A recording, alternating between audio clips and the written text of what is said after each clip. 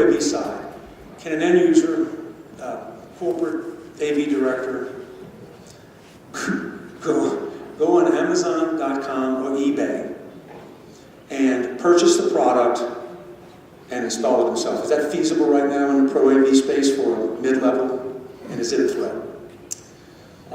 Sure. Absolutely it's an option for them. I mean, I think I would build on Tim's answer is that it's what are you selling? What is your customer hiring you for?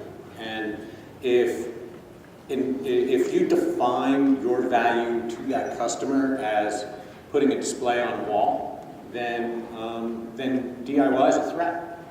But if you define your value to that customer as enhancing customer engagement or enabling strategic discussions in a boardroom with employees that are scattered across the globe, then you can't go buy that at Best Buy, and you can't order that and have it shipped to you same day by Amazon.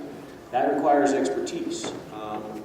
The marketplace evolves more rapidly every year, but I think that phrase evolution, that phrase evolve, is just as relevant for a marketplace as it is for organisms, for the environment. And if we try to protect a business model that was based on a marketplace of 10 or 15 years ago, then we're a threat.